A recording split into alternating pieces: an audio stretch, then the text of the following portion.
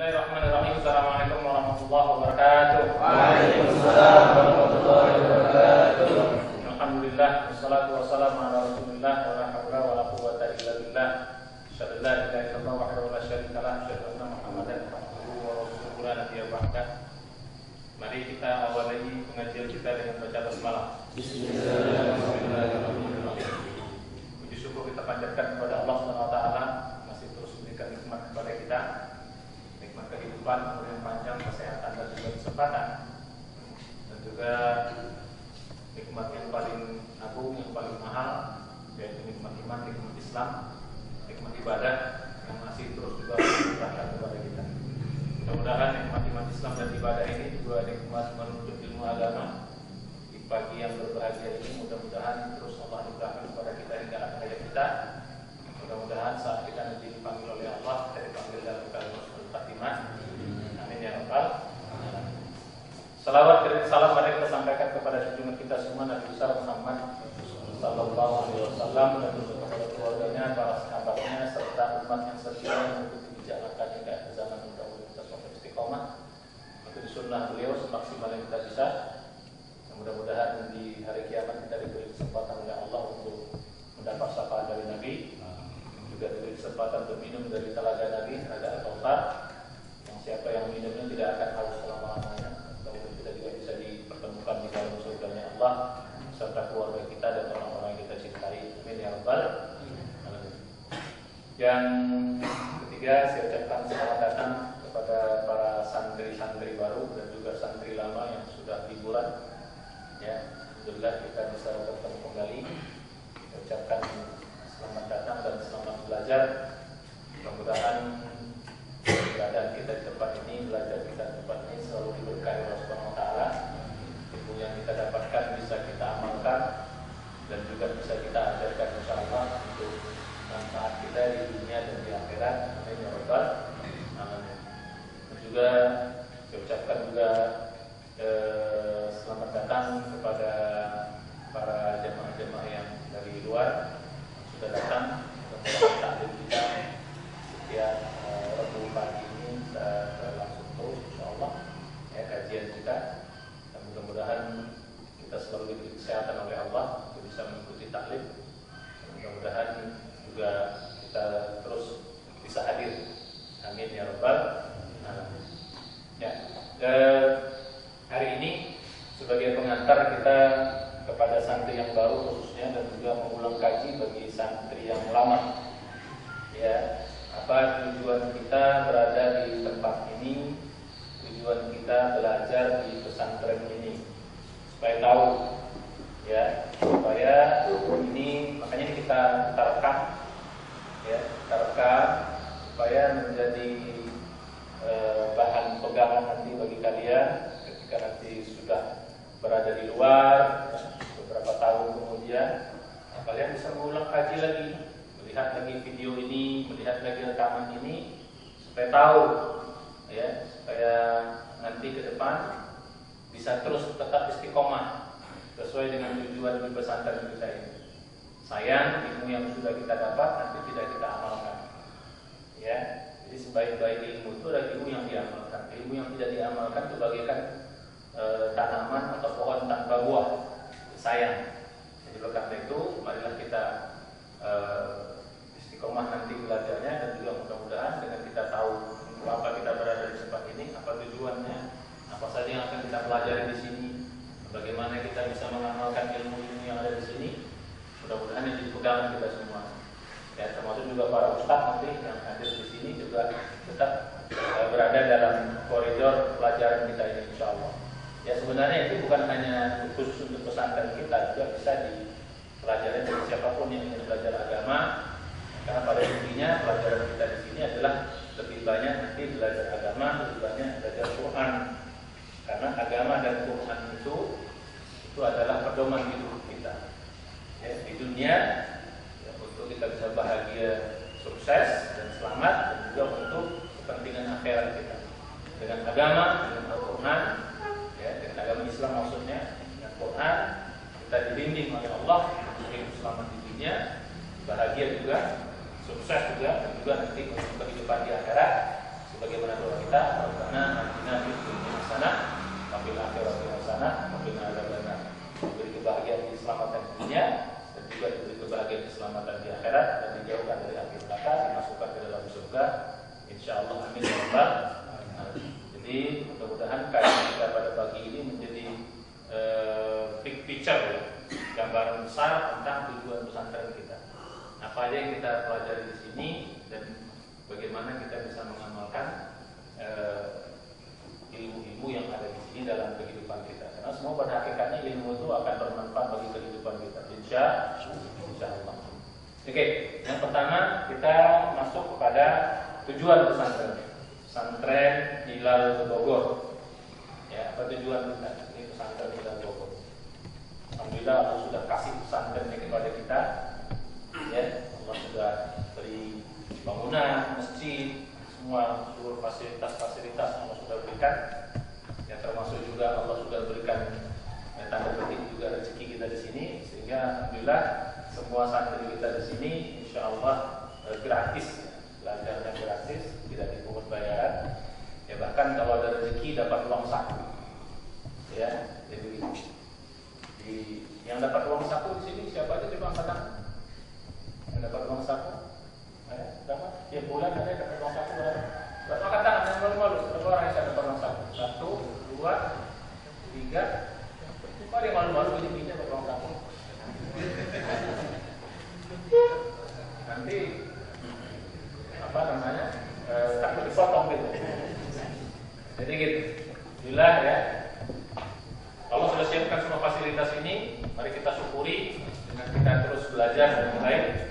Mudah-mudahan siapa yang menyumbang, siapa yang berpartisipasi dari para donatur kita, para dermawan kita, para pembikin kita, uzaki kita, mudah-mudahan menjadi amal soleh bagi mereka, menjadi amal jariah yang akan terus mengalir pahalanya sampai kita semua dipanggil oleh Allah Subhanahu Wa Taala. Mudah-mudahan pahalanya mengalir sampai hari kiamat. Ya, oke. Jadi begitu. Jadi apa tujuan kita belajar di pesantren? 3 hal yang kita bahas. Pertama, tujuan kita belajar. Yang kedua, apa saja yang kita pelajari di sini? Ya, apa saja yang kita pelajari di sini? Yang ketiga, bagaimana cara kita belajar di sini? Jadi, bagaimana caranya belajar di sini? Ya, di 3 hal yang kita akan pelajari di sini. Yang pertama, ya, di mukaddimah, ya, mukaddimah pesantren kita ini. Yang pertama, ya, tujuan belajar pesantren, tujuan pesantren kita. Ya. Yang kedua, apa saja pelajaran, apa saja program-programnya, pelajaran-pelajarannya apa saja. Apa saja yang diajarkan. Nah, ketiga, bagaimana cara kita belajar?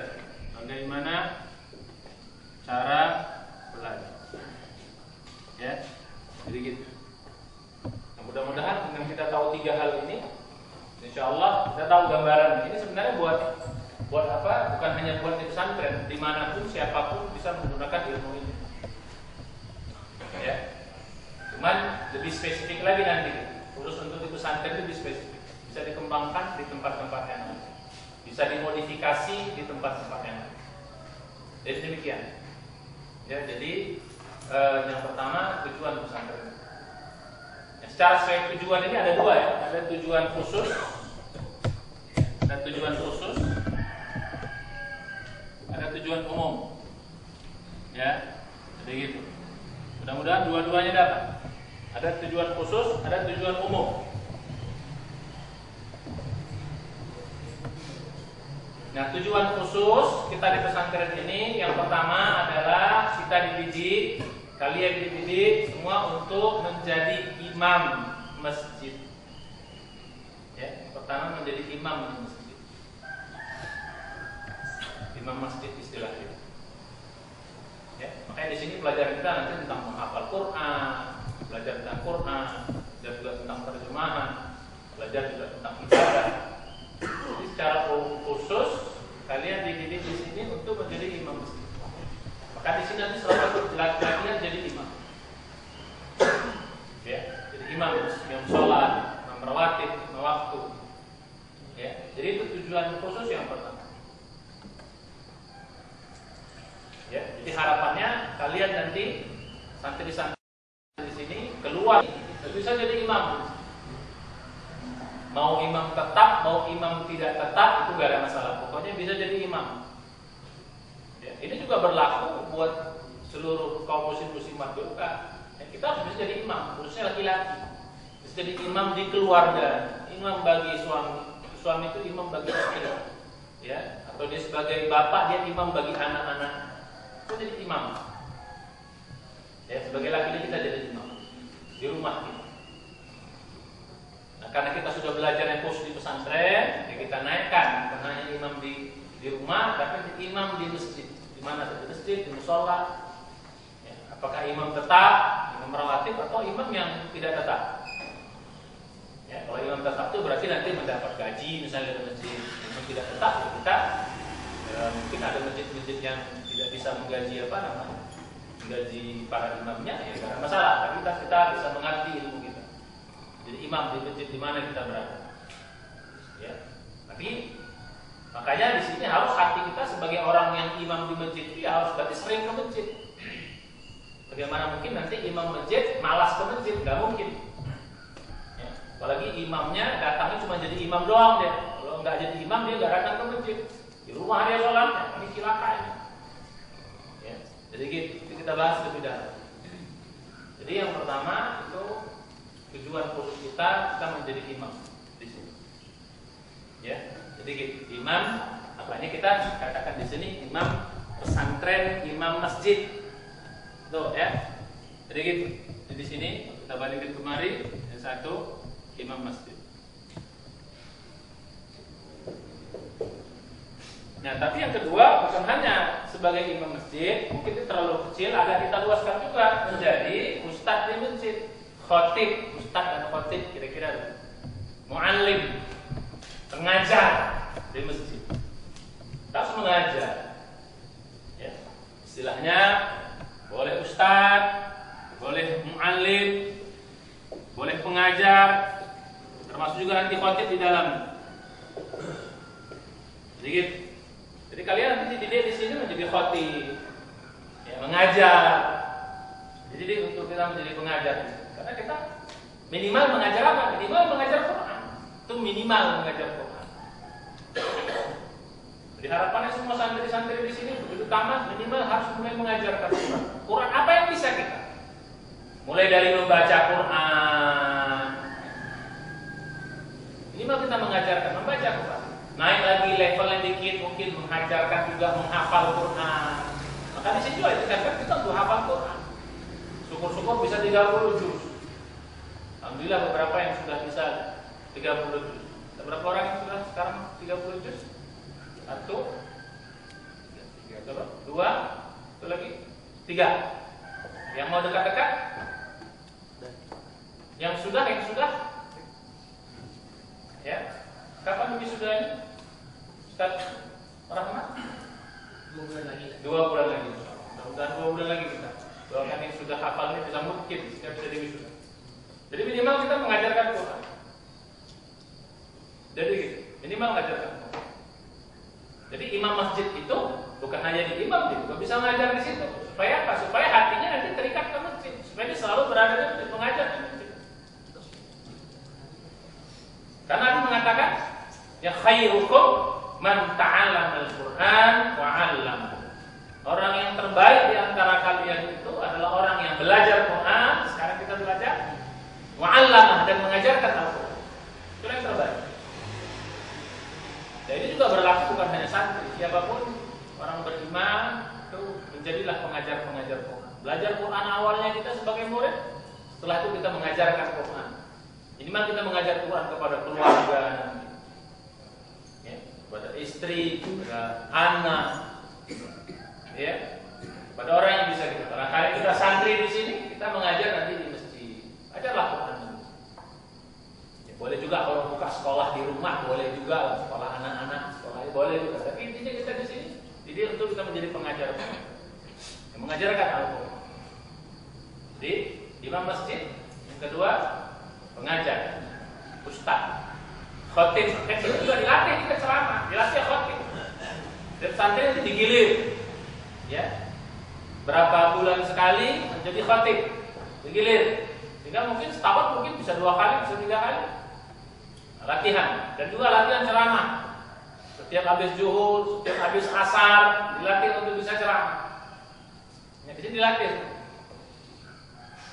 Ya, itu yang kedua. Jadi ini minimal tadi mengajar apa di sini? Minimal mengajar apa? Mengajar Al-Quran. Ya. Jadi kata Nabi, sebaik-baik kalian itu khairukum man ta'allama Al-Quran wa 'allama.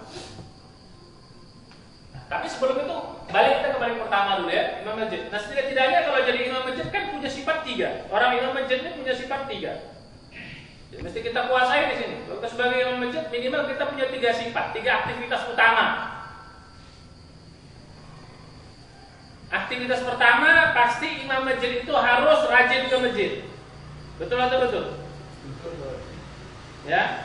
Aktivitas utama imam masjid itu ya rajin ke masjid. Kalau ada imam masjid yang tak rajin ke masjid, bukan imam masjid namanya itu. Ya, jadi gitu, rajin ke masjid. Rajin ke masjid ini maksudnya sholat 5 waktu. Gitu. Berarti sholat 5 waktunya di masjid. Sholat 5 waktu pasti dia di masjid. Namanya imam masjid. Jangan sampai dia imam doang datang.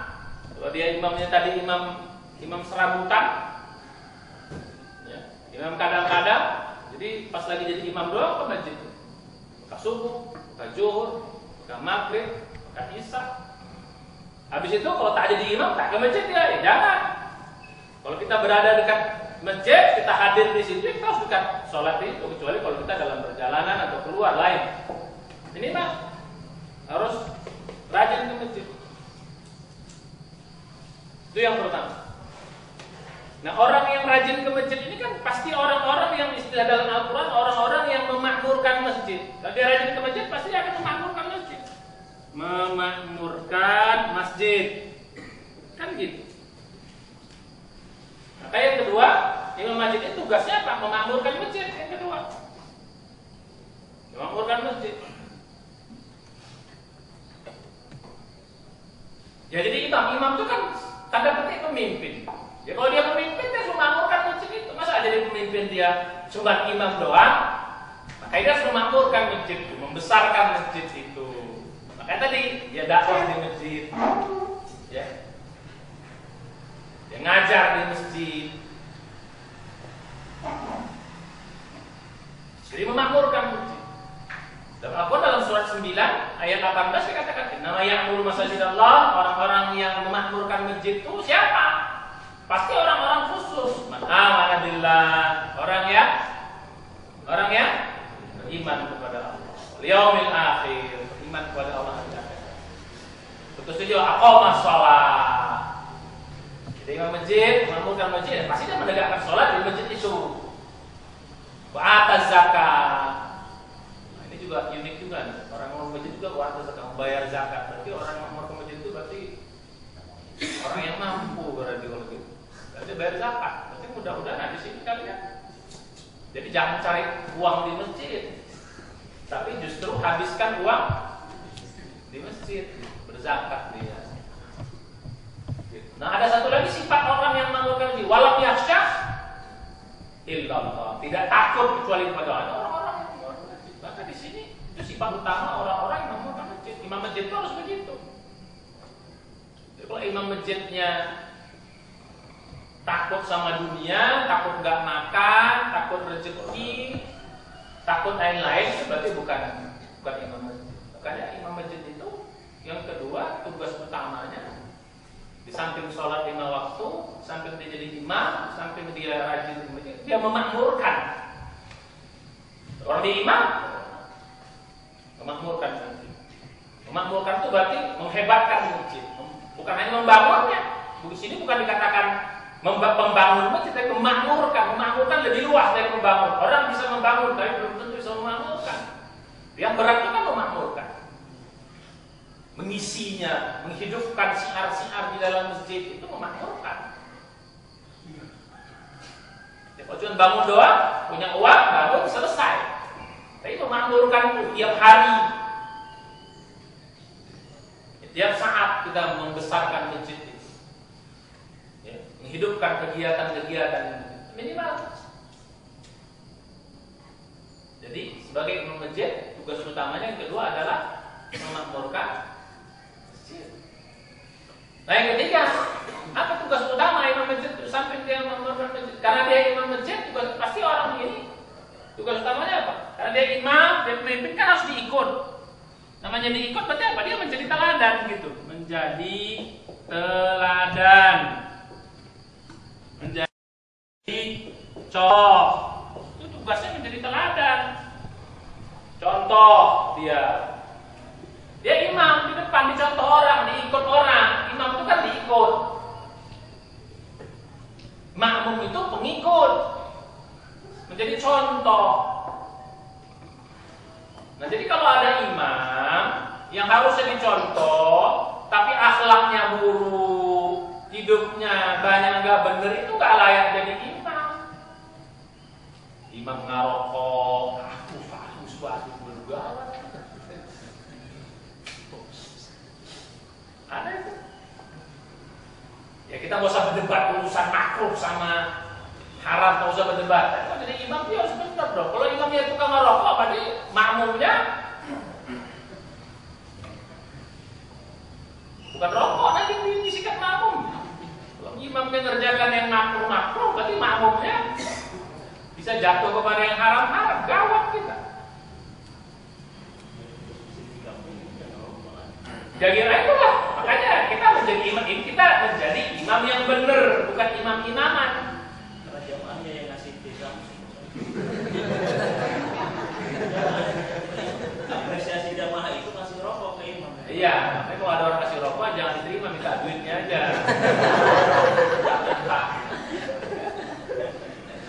Ya, jadi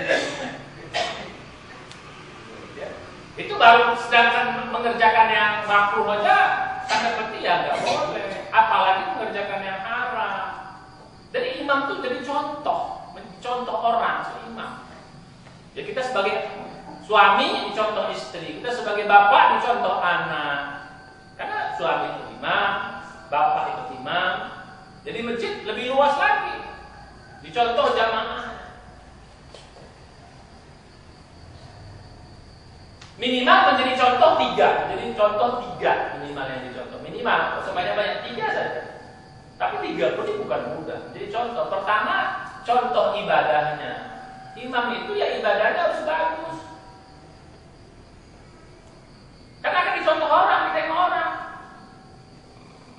Imam kalau ibadahnya nggak bagus, gawat kita. Ini dicontoh orang ibadah. Ya. Apalagi yang dicontoh minimal akhlaknya, kehidupan sehari-harinya ya jadi contoh. Kalau imamnya akhlaknya buruk, apalagi sampai bikin tukang maksiat, jadi imam tukang maksiat, repot. Sedangkan merokok aja sudah tanda petik nggak benar, apalagi sampai, karena itu akan bikin jamaah menjadi apa? Jadi risih gitu.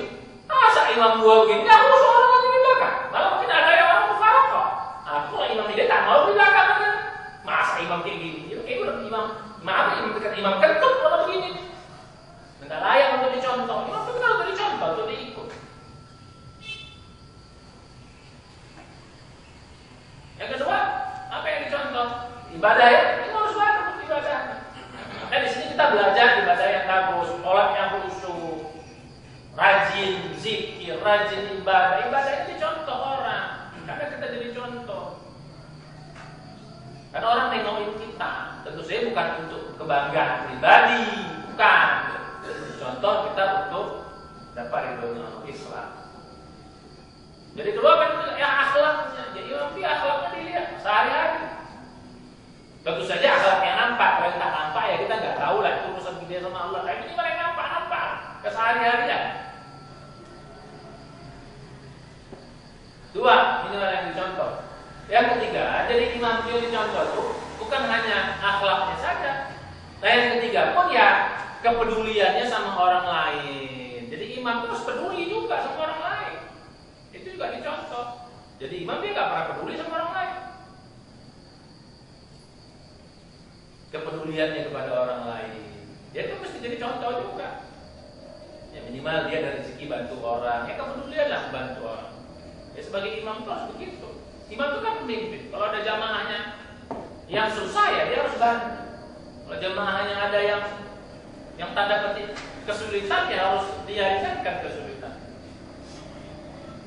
Semampu yang dia bisa. Itu juga menjadi contoh. Ini kalau imamnya bakhil, berarti korek merek gesek. Ya gimana mau jadi contoh gitu. Jadi kepeduliannya pun harus menjadi contoh. Artinya dia harus banyak memberikan manfaat bagi orang lain. Karena harus dikatakan, ya yang terbaik antara manusia itu yang paling banyak memberi manfaat. Khairun nas anfa'uhum linnas. Baik manusia itu. Kalau tadi khairukum man ta'allama al-Qur'an wa 'allamah. Kalau ini khairun nas anfa'uhum. Manusia yang terbaik itu adalah manusia yang paling banyak memberi manfaat kepada manusia. Jadi itu yang minimal contoh. Nah inilah. Ya ini mesti kita praktekkan dari awal dari sini gitu. Jadi imam masjid ya harus saling peduli sama teman, peduli sama. Makanya di sini pesantren kita ini siapapun yang datang yang minta bantuan selama kita bersunnah harus kita bantu. Termasuk di pesantren kita ini, ya kepedulian kita semua santri-santrinya tidak dipungut bayaran, malah dikasih makan gratis, tidur gratis, ke kamar mandi gratis, semuanya gratis di sini. Ini bagian dari kepedulian.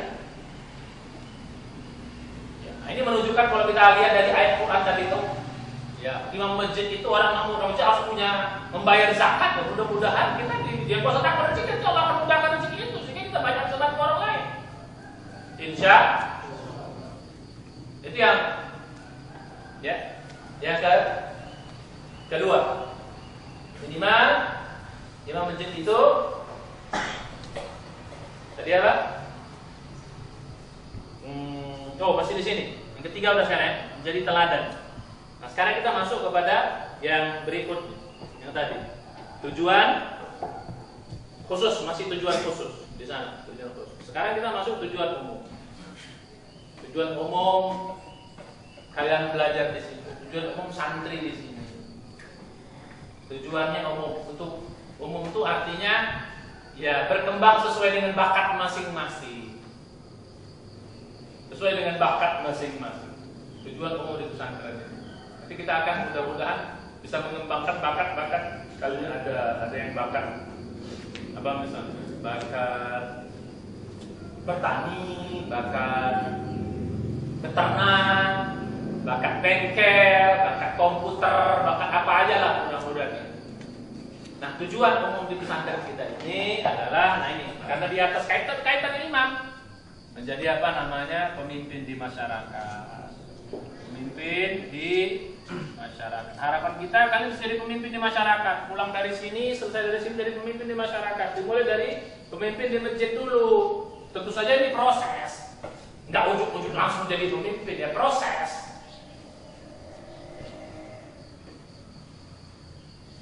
Ya. Karena yang paling mudah kan kalau kita punya ilmu Al-Quran, hafalan yang bagus, minimal kan kita sudah bisa terima di masjid. Itu minimalnya. Dan bekal sudah ada yang berikutnya ya lebih umum lagi nanti ya bisa memimpin di masyarakat, memberikan banyak manfaat kepada masyarakat. Pemimpin di masyarakat. Apa pemimpin masyarakat? Ya, pemimpin itu ada dua, ada pemimpin formal maupun pemimpin non formal. Ya, pemimpin formal maupun pemimpin non formal, formal ataupun non formal. Pemimpin formal, misalnya pemimpin formal, ya, pemimpin organisasi. Di samping imam masjid, kalian juga memimpin partai politik. Wah, gila. Dan pemimpin formal, pemimpin organisasi masyarakat. Atau juga pemimpin di lembaga-lembaga institusi-institusi formal, maka pegawai negeri pegawai swasta ya, perusahaan-perusahaan. Jadi kita nggak tahu sih asal sini jadi direktur apa gitu, direktur perusahaan antah berantah misalnya. Walau alam, siapa tahu imam masjid yang direktur, kan mantap. Imam masjid yang pimpinan parpol. Apalagi imam masjid yang presiden, lebih dahsyat kan? Imam masjid yang wali kota, imam masjid yang anggota dewan, imam masjid yang gubernur, bupati, pemimpin masyarakat, baik formal maupun non formal. Yang non formal ya pemimpin yang dalam artian non formal, jadi kiai, jadi ustadz, kan non formal. Jadi penggerak di RT, penggerak di RW, gue harus bicara jauh dulu lah, bisa menjadi RT juga nggak ada masalah, RW nggak masalah, pokoknya tingkatnya pemimpin itu kan tidak harus besar-besar, kecil-kecil pun. Kan itu doanya kita menjadi orang bertakwa itu kan berdoanya begitu. Rabbana hablana min azwajina wa dzurriyyatina qurrata a'yun waj'alna lil muttaqina imama. Surat berapa? Surat 25 Al-Furqan ayat 70. Ya. Apa gitu? Rabbana hablana min azwajina, ya Allah, anugerah kepada kami pasangan kami, anak-anak kami menjadi qurrata a'yun waj'alna lil muttaqina imama. Jadikan kami imam terhadap orang-orang bertakwa. Ini kan sifat ibadur rahman. Hamba Allah itu sifatnya salah satunya menjadi pemimpin.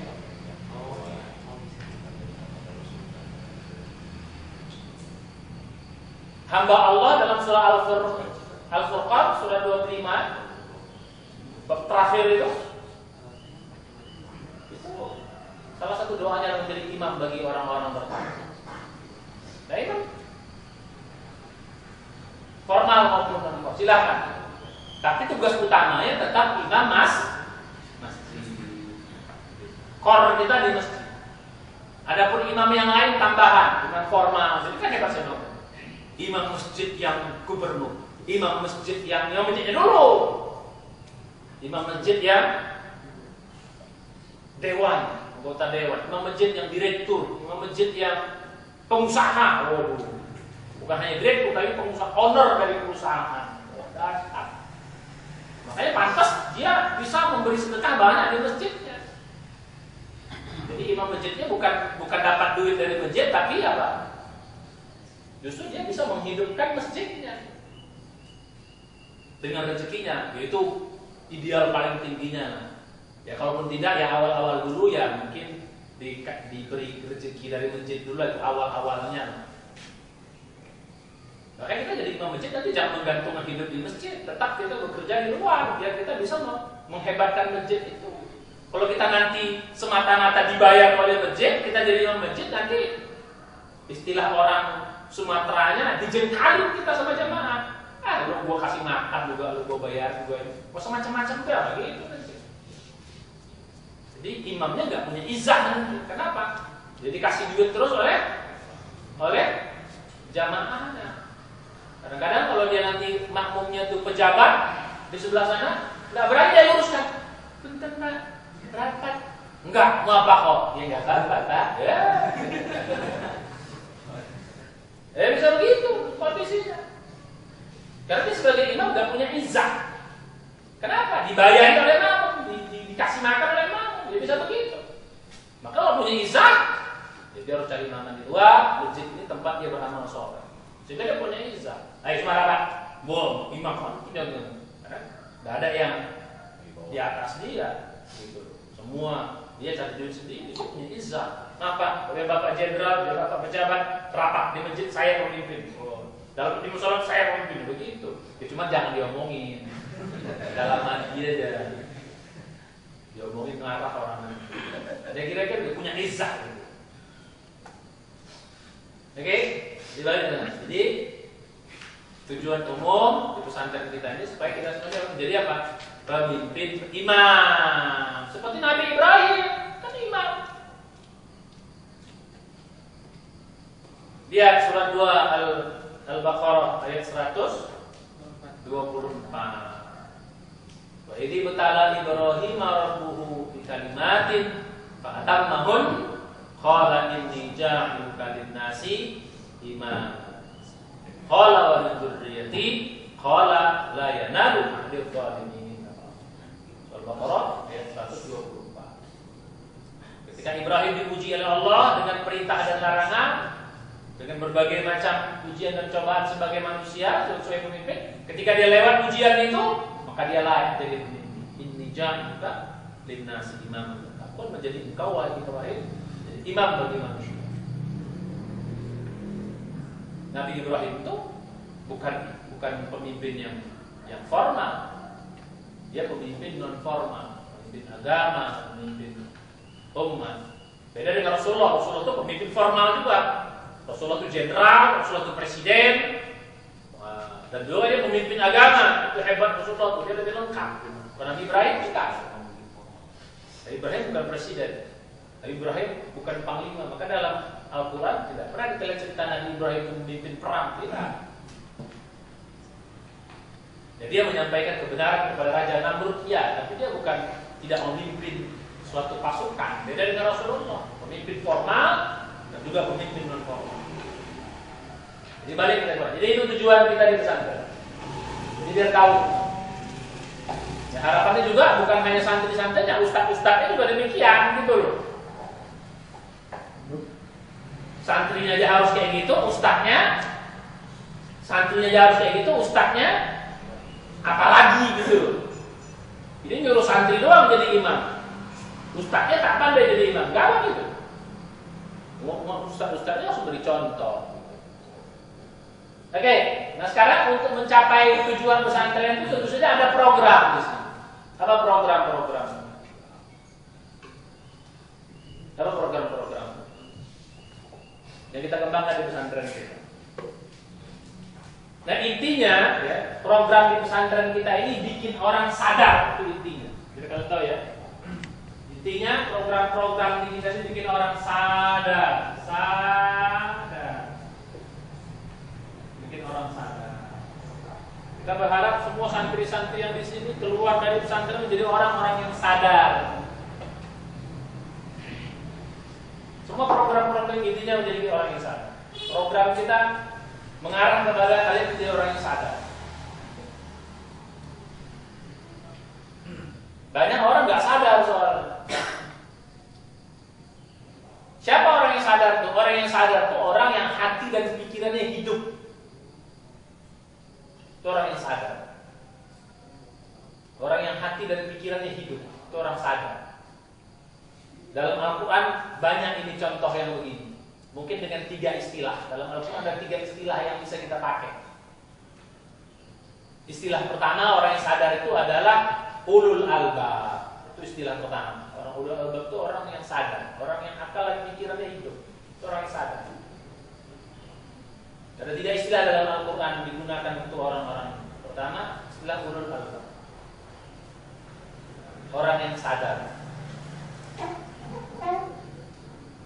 Yang kedua, istilahnya orang takwa. Itu orang takwa itu orang yang sadar. Ya, orang yang sadar. Boleh kita pakai istilah yang mana? Jadi supaya kalian di sini menjadi orang-orang yang sadar. Orang takwa itu orang yang sadar.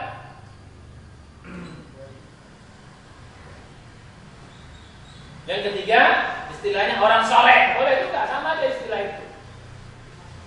Ya. Orang takwa itu orang ulul albab, orang aluf itu orang soleh. Boleh, mana yang dipakai? Orang soleh itu orang yang sadar.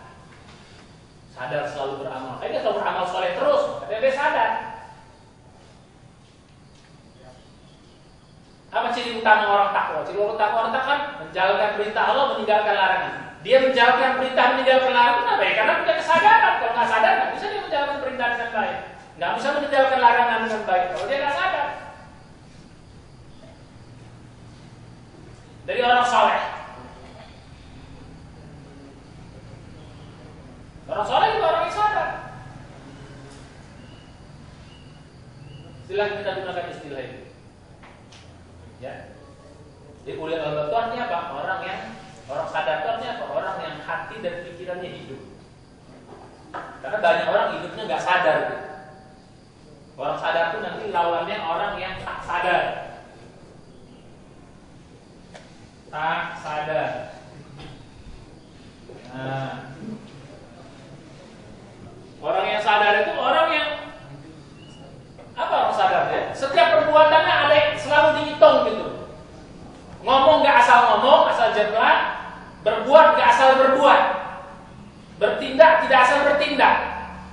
Ketika menulis, di WA kayak di medsos kayak semua dipikirkan.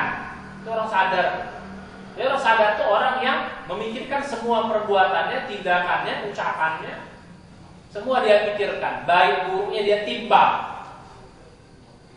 Setelah dia timbang, kalau dia baik dia kerjakan. Kalau dia benar dia kerjakan. Kalau dia buruk, tidak baik dia tinggalkan. Itu orang sadar. Semua itulah saya bilang orang sadar itu orang yang pikiran akalnya hidup. Semua dia timbang. Tidak asal ngomong, tidak asal berbuat, bertindak. Termasuk juga ketika menulis, tidak asal menulis. Makanya kalau kita lihat sekarang banyak di medsos banyak orang asal nulis, asal nge-share, asal broadcast. Tiba-tiba salah. Salahnya Masya Allah. Ya kalau salahnya kecil. Kalau salahnya sampai diyakini banyak orang, dosa jariah jadi. Bahaya.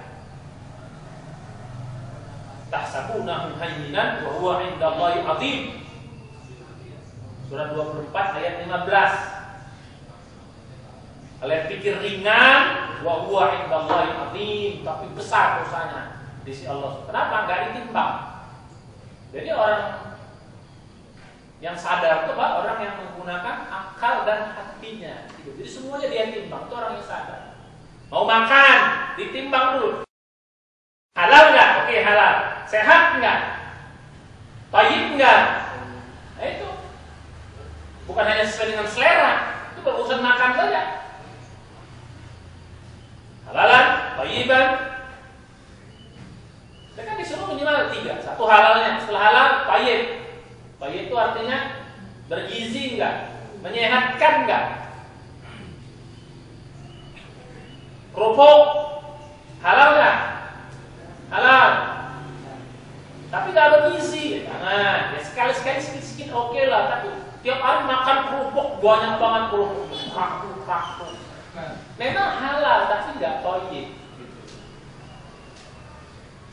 Tapi kan halal Ustaz, iya, tapi nggak tahu ya begitu. Sekali-sekali oke lah karena selera, tapi jangan tiap hari makan kerupuk aja. Apa ikanmu? Kerupuk. Apa sayurmu? Kerupuk. Nanti badan kayak kerupuk nanti. Gak ada gizinya. Kerupuk tuh enak tapi gizinya nggak ada. Nah kira-kira begitu. Halal ya. Thayyib tidak. Saya tinggalkan juga. Ini semuanya dipikirin. Makan aja pikir. Ini baik nggak? Tidak. Jangan. Oh ini halal. Tidak halal tinggalkan langsung. Halal tapi nggak thayyib, tinggalkan. Ya sekali-sekali namanya oke lah. Tapi enggak. Rusak badan kita nanti. Bukan hanya itu. Yang ketiga juga jangan berlebih-lebihan. Tapi itu kan dalam Islam aturannya. Halal, thayyib, tidak berlebih-lebihan.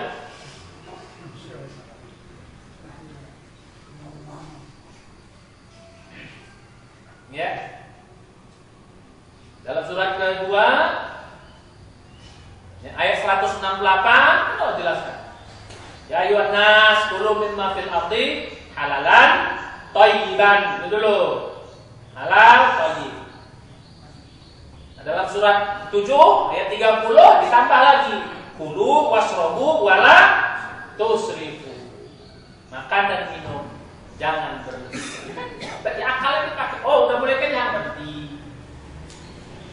Jadi tetap sadar gitu. Kalau orang nggak sadar apa? Yang dimakannya nggak jelas apa? Habis itu lagi makan selera terus banyak, akhirnya apa?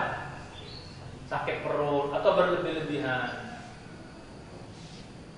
Itu orang sadar. Orang sadar apa? Itu orang sadar? akal dan hatinya dipakai terus dalam kehidupan 24 jam kecuali tidur, nggak pakai akal. Kalau tidur pakai akal bukan tidur namanya. Tidur doang kita berarti. Ya kan akal dipakai orang sadar. Nah, di sini kita belajar gimana jadi itu semua ulul albab kan namanya, orang takwa kan namanya, orang soleh kan namanya. Itu adalah orang-orang yang sadar dalam kehidupan. Makanya 3 orang ini dalam apa pasti orang sukses dalam kehidupan. Ulul albab pasti sukses.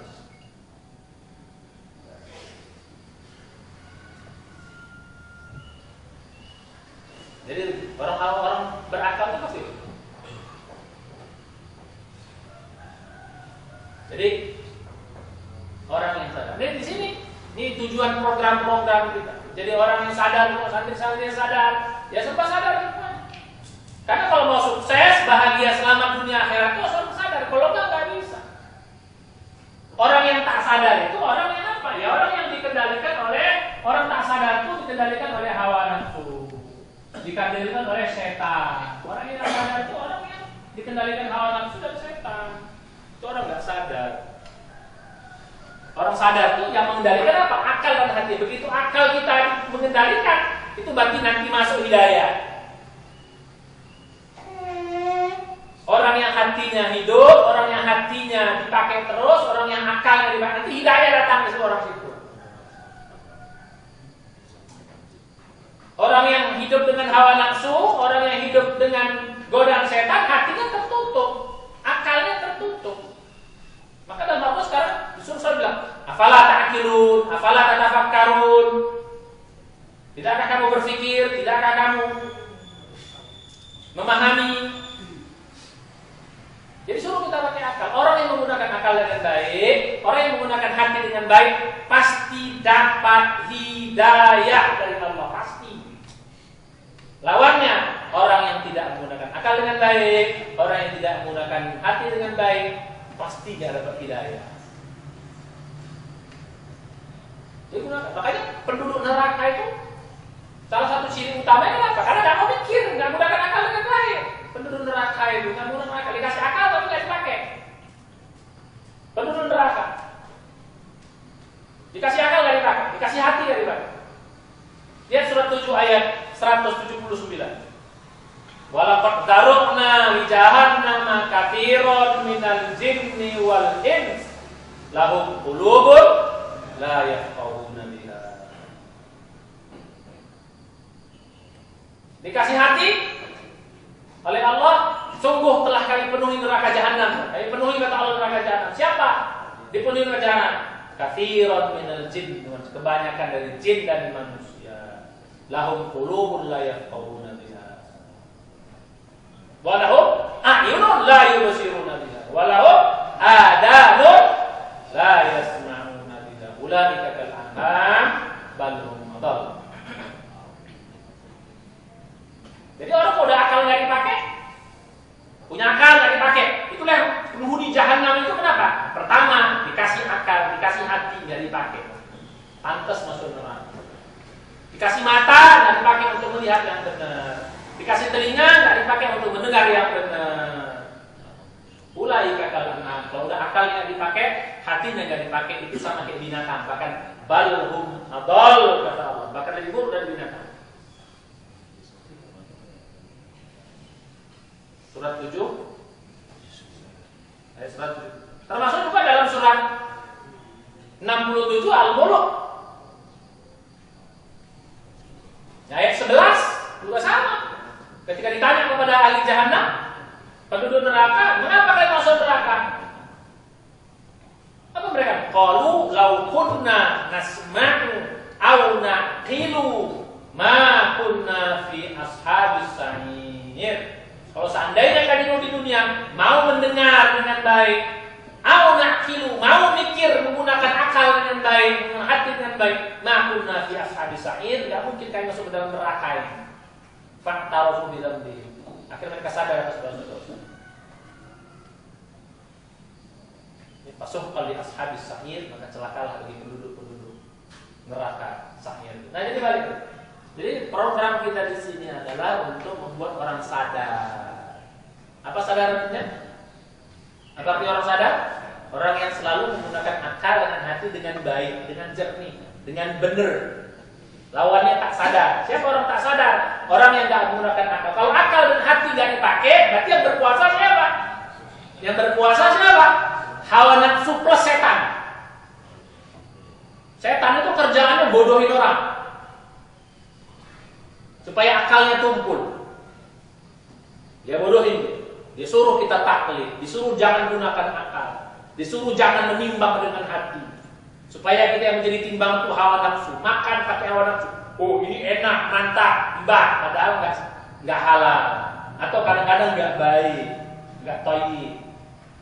Atau udah halal, udah thayyib, berlebih-lebihan karena hawa nafsu. Saking enaknya buah piring, 3 piring, 4 piring.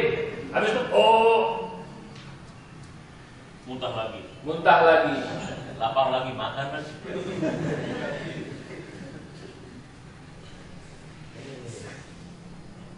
Ya, jadi begitu. Orang yang sadar, makan sadar, semuanya sadar, ngomong sadar. Itu kira-kira omongan aku ini menyakitkan orang nggak? Omongan aku ini benar nggak? Omonganku ini baik nggak? Ditimbang. Itu orang sadar itu semua ditimbang. Saya bilang, perbuatannya, perkataannya, tindakannya, tulisannya, termasuk pikirannya, buah-buah pikirannya ditimbang. Itu kira-kira bagus. Begitu nggak bagus, ya timbang. Itu namanya orang sadar. Dalam Al-Quran apa istilahnya? Bisa ulil albab, apa istilahnya? Bisa orang takwa, siapa lagi? Maka 3 ini adalah orang-orang yang selalu dianjurkan dalam Al-Quran. Jadilah orang yang 3 ini. Silakan jadi ulil albab, jadilah orang takwa, jadilah orang soleh. Pasti selamat, bahagia dunia akhirat. Ya, intinya. Nah, programnya apa saja supaya jadi orang sadar? Apa yang kita bangun di sini? Nah, core-nya di pesantren kita ini untuk menjadi orang sadar, core-nya ada 3 yang kita pelajari di sini. 3 yang bikin orang sadar itu 3. 3 di sini kita pelajari. 1 sadar apa? 1 sadar ibadah. Jadi program kita ini program maksimalkan ibadah, program sadar akan ibadah. Sadar ibadah. Ini core-nya. Ibadah ini bikin orang akan sadar. Ibadah itu bikin hati kita hidup. Ibadah ini bikin hati dan akal kita hidup. Yang ibadah yang benar ya. Makanya ibadah itu harus pakai akal dan hati. Biar ibadah itu jadi hidup. Jadi bagus nanti kita. Kan di sini kita selalu maksimal ibadah. Dengan ibadah yang maksimal tanpa jadi orang sadar. Ibadah yang maksimal itu adalah ibadah yang menggunakan akal dan hati. Itu nanti namanya khusyuk. Dalam sholat namanya khusyuk. Orang sholatnya khusyuk itu adalah orang yang sadar dalam sholatnya. Sadar dia ngomong apa, sadar dia bergerak apa, sadar pikirannya fokus, selalu ingat Allah dan ingat ibadah. Tuh, sadar ibadah. Banyak orang ibadahnya nggak sadar, sholat nggak sadar. Tiba-tiba udah 4 rakaat, kecepatan 100 km per jam, basbus, pokoknya udah sholat. Kita nggak. Di sini kita sadar ibadah. Dimulai dari sholat yang sadar, yang khusyuk, zikir yang khusyuk, baca Quran yang khusyuk. Semua ibadah-ibadah ini kita maksimalkan. Apa ibadah yang maksimal? Ibadah yang akan menghantarkan kita kepada kesadaran. Nah, kalau udah sadar ibadahnya bagus, nanti efeknya akan sadar apa? Sadar akan Allah. Allah terasa dekat. Sadar akan hari akhirat. Nah, jadi kesana sadarnya nanti. Efeknya sadar Allah, sadar akhirat. Dengan ibadah yang bagus, dia sadar Allah. Berarti apa? Makin dekat dengan orang takwa itu kan Allah terasa dekat. Allah terasa dekat. Nah, sadar akan Allah. Sadar akhirat. Jadi dengan ibadah ini, dia sadar akhirat. Bahwa dia nanti akan mati. Bahwa nanti dia akan dihisab perbuatannya. Orang yang ibadahnya bagus itu akan sadar. Karena ibadah itu mengingatkan kita supaya kita ini jangan terlena dengan dunia. Ibadah itu kan salah satu fungsinya untuk menyadarkan kita jangan terlena dengan dunia. Si enak-enak tidur dunia, bangun kita sholat subuh atau sholat malam dulu. Jadi ibadah kan, woi, hidup kau bukan tidur doang. Ingat ibadah. Kau mati nanti, kau nanti akan berjumpa dengan Allah. Sadar, bangun. Syukur-syukur bisa qiyamul lail. Minimal sholat subuh tepat waktu. Laki-laki ke masjid, perempuan di rumah, tepat waktu. Jadi salah satu fungsi ibadah itu adalah mengingatkan kita tentang kampung akhirat. Enak-enak main, enak-enak kerja, masuk zuhur, sholat. Hei, sholat kamu. Hidup kita bukan main-main doang, bukan kerja doang. Hidup kita juga bakal mati nanti, sholat. Begitu juga sibuk-sibuk kita senang dengan uang, disuruh sedekah, disuruh zakat. Sibuk-sibuk kita mengerjakan urusan dunia lain, disuruh zikir, disuruh baca Quran. Enak-enak makan, disuruh puasa. Dalam artian apa? Supaya kita jangan terlena dengan dunia ini. Supaya ingat kita ada kehidupan setelah dunia, itulah akhirat. Makanya ibadah itu salah satunya apa? Mengingatkan manusia bahwa kita akan sampai nanti ke akhirat. Ibadah itu juga bekal kita buat di akhirat. Jadi di sini, maka di sini pelajarannya ibadah semua. Makanya moto kita di pesantren kita ini ibadah dulu, ibadah lagi, ibadah terus. Itulah core kita di pesantren. Maka selalu digerakkan kita ibadah. Gak usah khawatir orang yang ibadahnya bagus pasti hidupnya bagus. Karena ibadah itu kan kaitan dengan hubungan dengan Allah. Orang yang ibadahnya bagus berarti hubungan Allahnya bagus. Orang yang hubungan dengan Allahnya bagus, pasti dunianya Allah kasih bagus nanti. Perbaiki hubungan kamu dengan Allah, pasti Allah akan perbaiki hidupmu. Dalam bahasa agamanya, iyyaka na'budu wa iyyaka nasta'in. Ibadah dulu, pertolongan pasti datang. Nasta'in itu pertolongan. Jadi kalau ibadahnya bagus, pasti pertolongannya datang. Dengan bagus juga. Tuh. Jadi yang pertama program kita apa di sini? Program ibadah maksimal. Nah, ibadah maksimal ini sampai kita sadar. Kalau sudah maksimal sampai sadar.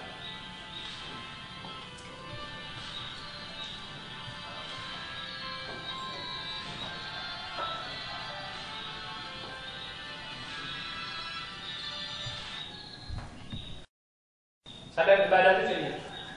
Satu, ibadahnya nggak disuruh-suruh lagi, udah datang dari dalam.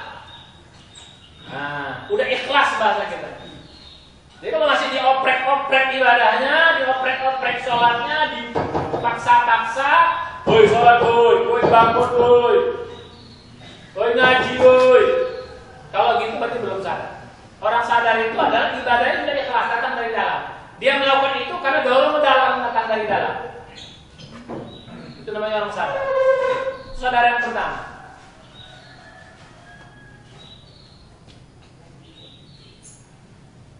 Sadar ibadah yang kedua bukan sekedar mengerjakan ibadah. Ibadahnya sudah bagus gitu loh. Sholatnya bagus, ngajinya bagus, zikirnya bagus, baca Qur'annya bagus, semuanya bagus. Itu sadar yang kedua. Jadi kalau ada orang ibadahnya asal-asalan, kita katakan belum sadar ibadah gitu. Orang sadar ibadah itu orang yang ibadahnya udah bagus. Itu memang ibadah maksimal yang saya katakan. Bagus secara syariat. Jadi orang yang sadar itu sama dengan ibadah maksimal. Tadi apa? Niat ibadahnya sudah ikhlas, datang dari dalam, bukan dipaksa dari luar, atau bukan karena dunia, atau bukan karena dipuji, atau bukan karena takut sama ustaz. Yang kedua, bagus. Nah yang ketiga, sadar ibadah itu lagi ibadah, dia khusyuk. Istilahnya dalam bahasa dulu tuh hati dan pikirannya hidup. Hati dan pikirannya hidup. Ya, jadi gitu. Oke, itu sadar ibadah yang pertama. Nah yang kedua, sadar mencari ilmu. Karena tidak bisa kita sadar kecuali dengan ilmu. Cari ilmu. Sadar mencari ilmu. Thalabul ilm fardhatun 'ala kulli muslim.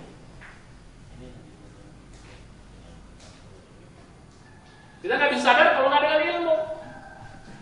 Ilmu itulah yang menghidupkan hati dan pikiran kita. Sampai ibadah yang menghidupkan, ilmu juga menghidupkan hati kan. Kenapa? Ilmu ini makanan hati dan akal. Di samping ibadah. Makanya ibadah itu wajib, fardu. Mencari ilmu pun fardu juga. Ilmu. Nah di sini kita belajar ilmu dua, ilmu agama, ilmu dunia. Kita belajar di sini dua-duanya. Cuma nanti utama yang agama. Kita belajar agama. Apa aja yang kita pelajari? Ya, tentang utamanya di sini Quran, Al-Quran. Utamanya kita belajar Al-Quran. Di sini karena kita jadi imam masjid, nanti banyak belajar Quran. Membaca Quran bagi yang belum bisa, menghafal Quran, belajar terjemah, belajar bahasa Arab. Untuk ilmunya, kalau menurut saya untuk ilmunya lebih baik pakai istilah ilmu fardu ain, ilmu fardu kifayah. Nggak boleh lah. Karena kalau itu nanti kita sama dengan mempopulerkan istilah sekuler, dikotomis antara ilmu. Oke, boleh lah. Dan pesan Ustaz katanya fardu ain, fardu kifayah itu masalah pembagian. Ya. Karena din dan dunia itu dua hal yang saling berkaitan. Ya. Kalau ada orang kayak gitu, kita nggak usah kayak gitu kan gitu. Kalau orang misalkan agama sama dunia, kita enggak. Karena dunia sama agama itu saling makanya kata-kata dunia sama kata-kata agama itu dekat. Dimulai dari didu, da dan nun. Satu ya-nya di tengah, satu ya-nya di ujung. Da nun ya, dunia. Kalau din, da ya nun. Dan dunia din dainun. Utang. Utang. Itu Ustaz banyak utang.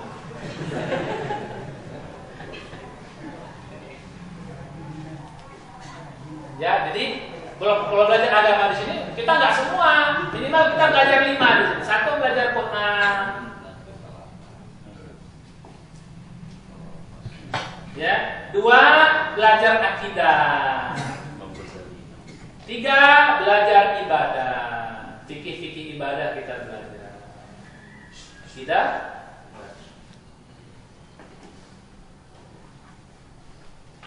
4 kita belajar akhlak di sini. Kita belajar akhlak di sini. Kalau nggak akhlak nggak bisa. Yang kelima kita belajar penunjang seperti bahasa Arab atau yang lain. Pelajaran penunjang. Tapi intinya yang 4 ini: Al-Quran, akidah, ibadah, akhlak. Satu lagi penunjang seperti belajar bahasa Arab, belajar usul fikih kalau sempat, atau belajar hal-hal lain yang untuk memudahkan kita belajar yang 4 ini. Al-Quran intinya 5. 4 yang paling utama apa tadi? Al-Quran, terus akidah, ibadah, akhlak. Baru yang kelima tambahan untuk melengkapi yang 4 ya. Nah, ilmu dunia apa yang kita belajar di sini ya? Ada ilmu dunia untuk menunjang kehidupan dunia. Di sini kita banyak belajar. Oh ya, ada juga kita belajar apa? Tentang keahlian. Keahlian supaya kita bisa hidup. Apa keahlian? Nah, di sini juga belajar komputer, ya, belajar bahasa Inggris, ya, belajar yang lain-lain. Sifatnya keahlian. Yang dengan keahlian kita bisa hidup di dunia, untuk cari makan di dunia, kira-kira begitu. Belajar untuk cari makan kita di sini. Karena kita balik kemarin kita jadi imam, jangan imam bergantung kepada bayaran makmum atau bayaran masjid. Kita bisa cari keahlian kita sendiri, cari duit sendiri di luar sana.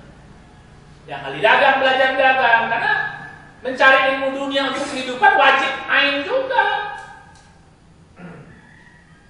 Jadi kita belajar untuk bekerja itu wajib.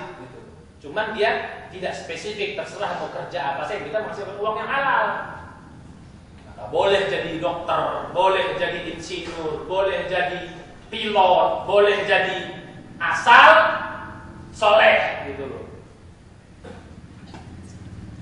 Jadi apa aja silakan, asal soleh, asal takwa. Fardu ain kalau sudah jadi ahli. Ya. Jadi dokter itu fardu kifayah. Ya. Kalau dia sudah bergelar dokter, dia mendalaminya fardu ain karena bisa malpraktek kan. Pokoknya ilmu yang untuk kita bisa bekerja. Ya, ilmu yang bisa kita bekerja itu hukumnya apa? Fardu. Nah, itu bisa kita cari makan. Apa saja ilmunya selama bisa kita cari makan. Keahlian apa saja? Keahlian bengkel menjadi wajib bagi kita kalau itu cari makan kita. Pokoknya apa yang untuk bisa menghasilkan kita uang untuk bisa hidup itu menjadi fardu ain. Nah, yang berikutnya, dia belajar. Jadi cari ilmu, sadar. Yang ketiga, apa yang kita pelajari di sini? Nah, itu mendukung kesadaran tadi itu. Ya, yang ketiga, kita belajar. Ya. Nah, sadar kan ilmu mencari sadar jadi mencari ilmu harus sadar. Ya, mencari ilmu harus sadar. Ibadah sadar ibadah. Yang kedua, sadar mencari ilmu. Yang ketiga, sadar hidup istilahnya. Sadar hidup. Untuk apa kita hidupnya ini? Sehingga belajar sadar hidup. Ya. Untuk apa kita hidupnya ini? Maka nanti sadar itu supaya banyak beri manfaat. Banyak memberi manfaat. Kita ajarin yang begitu sih, sadar hidup. Banyak orang nggak sadar hidup.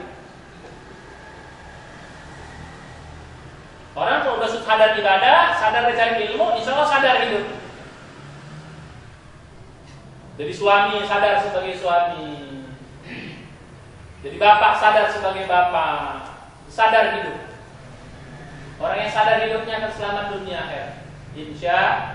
Tapi core-nya apa? Dimulai dari sadar ibadah. Lanjutannya sadar mencari.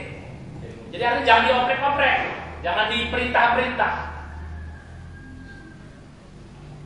Yang kelima, yang ketiga, sadar hidup. Di sini kita belajar tentang kehidupan nanti. Kalian akan diajarkan tentang kehidupan. Bagaimana bahagia hidup. Ini pelajaran banyak. Di sini banyak pelajaran tentang hidup. Pelajaran tentang bahagia, selamat, sukses, dunia, hidup, dunia dan akhirat. Di sini banyak kita belajar tentang bagaimana hidup yang selamat, bagaimana hidup yang sukses, bagaimana hidup yang bahagia di dunia dan akhirat. Di sini kita banyak belajar. Supaya sadar hidup. Banyak orang hidupnya nggak sadar. Saya bilang tadi, kalau orang hidup nggak sadar, yang menguasai siapa? Setan dan hawa nafsu. Kalau mau pakai istilah Quran, sadar khalifah. Ya, itu agak terlalu ini nanti kita. Yang paling mudah, sadar hidup saja paling mudah. Kalau khalifah itu terlalu jauh kali, nggak nyampe dalam Jakarta. Ya. Tapi intinya, ya udah juga nih, imam tadi kan apa? Bentuk pemimpin. Di sini kita belajar hidup, sadar hidup. Kalau kerja bukan untuk kaya, kerja bukan untuk bersenang-senang. Kita cari dunia untuk kehidupan akhirat kita. Nanti di sini kita belajar tentang kehidupan. Nanti banyak materi-materi tentang kehidupan. Terutama saya nanti akan mengajari tentang materi-materi kehidupan. Sadar hidup. Ya, insya itulah program di sini. Nah, sekarang yang ketiga, bagaimana cara belajarnya? Bagaimana cara belajar di sini? Cara belajar di sini apa? Kita tekankan 4 hal di sini. Cara belajar di sini berapa? 3, 4 hal di sini kita tekankan. Cara belajar. Ya, bagaimana cara belajar di sini? 1, 2, 3, 4. Bagaimana cara belajar?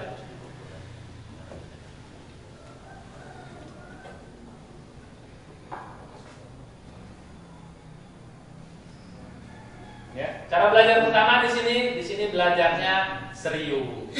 Kita harus belajar serius.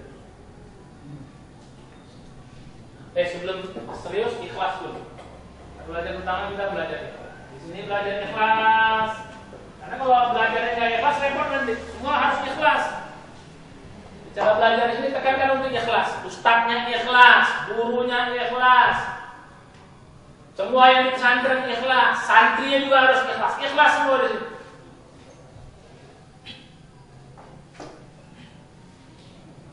Semua harus mengedepankan keikhlasan. Jangan sikit-sikit kepalanya uang saja.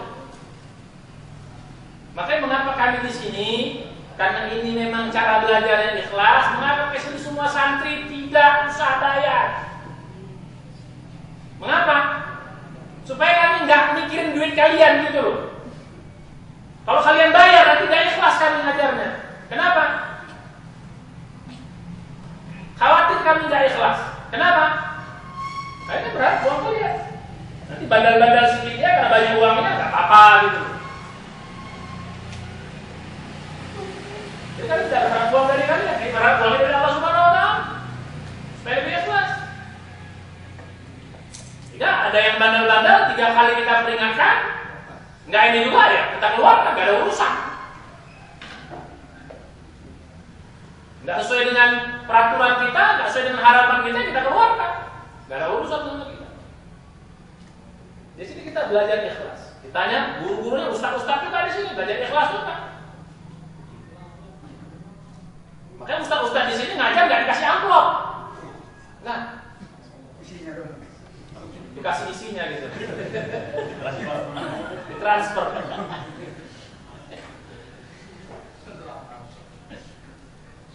Ya jadi gitu, kita belajar ikhlas. Semua kita belajar ikhlas. Karena ikhlas itu jadi ilmu yang paling berat. Ikhlas itu berat. Termasuk saya juga. Supaya kita ikhlas. Ya, kita nggak bergaji di sini. Kalaupun ada rezeki, ya itu bagian dari rezeki saja. Ya, jadi gitu. Jadi kita latihan ikhlas. Jadi kalian juga sebagai santri, ayo ikhlas, belajar ikhlas, kerja juga ikhlas. Jangan sikit-sikit apa kerjain dikit, ada tipnya enggak? Ya Allah ingat tip lagi. Ya, ikhlas semuanya. Cara yang kedua, ya sungguh-sungguh. Kalau belajar kita serius, sungguh-sungguh, nggak main-main. Dalam bahasa Arab namanya mujahadah. Mujahadah. Ya, istilahnya apa? Jihad, boleh. Sungguh-sungguh, jangan main-main di sini. Makanya santri-santri yang nggak serius, kita peringatkan masih nggak serius, ya kita keluar. Harus sungguh-sungguh belajar.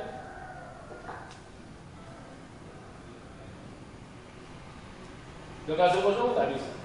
Nggak bisa kita belajar kalau nggak sungguh-sungguh. Walaupun ada di sini pelajaran-pelajaran main-mainnya ada, belajar olahraga, belajar apa itu sungguh tuh berarti bekerut terus buka tuh enggak. Kita ada santainya.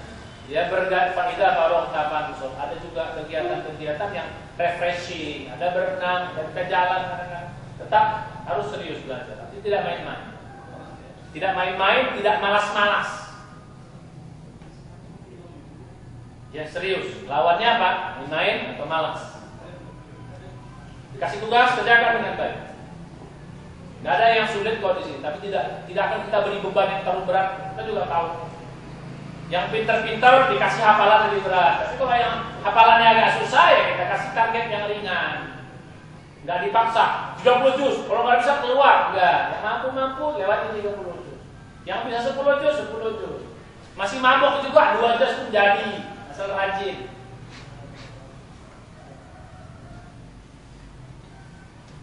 Nah yang ketiga kita belajar di sini namanya sabar. Semua harus sabar. Ustaznya sabar, semuanya harus sabar. Karena sabar itu akan mengundang pertolongan Allah Subhanahu wa taala. Inna Allaha ma'as sabirin. Ya sabar semua. Sabar dan istiqomah loh. Sabar dan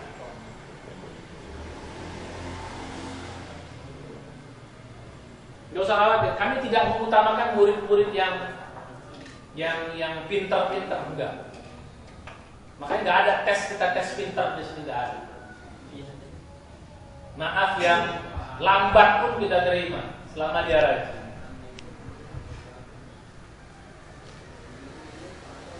Ya, jadi sabar dan istiqomah. Sabar itu ya istiqomah sampai selesai. Sabar, jangan sampai Ya belum apa namanya, belum tamat udah keluar, nanti ilmunya enggak keluar semua. Dari itu awalnya, dari nggak bisa hafal sama sekali.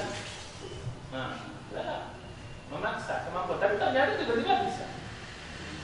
Itu kemampuan. Bisa 30 syukur. Kalau enggak berapapun bisa, asal rajin, sungguh-sungguh. Insya Allah pelan-pelan kalian. Nggak ada dipaksa di sini. Nggak bisa gerbang. Nggak ada. Di sini kita nggak pernah main pukul. Saya mengharapkan di sini main pukul. Saya mengharapkan di sini main gojlok-gojlok, nggak ada. Boleh ada yang senior membuli yang junior. Mentang-mentang senior dibuli enggak. Ya, termasuk juga ustadz di sini nggak ada menyuruh kalian disiksa atau diapa, enggak. Semua kita di sini dengan kemampuan, tidak ada yang kita mengajar dengan cara-cara yang lain. Semua kita mengajar dengan kasar, ya tegas ya, tapi tidak kasar, tidak. Ada nggak di sini pernah disiksa suruh push up 200 kali, ada nggak? Ya, disuruh paling perhukumannya ya, disuruh nyapu, disuruh menghafal, disuruh apa? Tidak ada yang bentuk penyiksaan, tidak jauh dari pendidikan ini. Sesuai dengan kemampuan. Nggak bisa, tapi tetap akhlaknya bagus. Kita lebih senang orang yang akhlak bagus, walaupun kurang. Daripada pinter, akhlak nggak benar kita keluarkan. Ada dulu gitu. Wow, ngajinya bagus, tapi akhlak nggak benar kita keluarkan, nggak ada urusan. Bahkan saudara saya lagi, saya keluarkan, nggak ada urusan sama saya. Salah kalau akhlaknya nggak bagus, jadi gitu. Jadi nggak ada urusan di sini. Semua akhlak bagus, rajin. Kurang-kurang dikit kita maaf, nggak ada masalah. Kita bukan menjadikan orang hafal Quran semua, enggak. Tapi menjadikan orang soleh, jadikan orang muda, orang sadar. Kita lihat, dia pun pas-pasan tapi sadar lebih bagus. Ya silakan tanya Ustaz. Wah suaranya bagus, cakep, pokoknya hafalan minuman. Tapi kalau kita keluar nggak ada urusan. Saudara saya lagi, itu aja saudara saya, apalagi bukan saudara, nggak benar, tambah lagi, tetap dikeluarkan. Ada urusan sama saya, ya. Jadi gitu, kita lebih senang orang yang biar pas-pasan, tapi akhlaknya bagus, rajin sungguh-sungguh, pengen jadi orang hebat, pengen jadi orang yang sudah itu lebih bagus daripada orang pintar, orang merasa ini tapi enggak. Nah ini sedikit core inti dari pesantren kita. Nah, harapan kami mudah-mudahan santri ke depan insya Allah 2 tahun, 3 tahun jadi orang hebat semuanya. Insya ini menjadi bahan acuan. Ini bagi ustaz-ustaz, bagi apa semua, pendidikan kita ini frame besar. Adapun nanti frame-frame detail itu tergantung masing-masing ustaz. Ustaz punya style sendiri. Ya, Ustaz Khalid punya style sendiri, Ustaz Sukron punya style sendiri, Ustaz Rafi punya style sendiri, Ustaz Rahmat punya style sendiri, Ustaz Aldi punya style sendiri, Ustaz Sambo punya style, masing-masing punya style. Tapi intinya ini, ya, kita ingin menjadikan orang sadar, ya, sadar ibadah, sadar mencari ilmu, sadar dunia, ya. Terus juga cara belajar di sini kita semua mendekatkan keikhlasan, kesungguhan, kesabaran dan juga sesuai dengan kemampuan. Insya bisa 100, alhamdulillah. Nggak bisa 50, nggak bisa 30, nggak bisa juga 20. Tapi jangan kebangetan banget sampai 10 pun tidak kan gitu. Ya, jadi saya kira demikian, mudah-mudahan bermanfaat.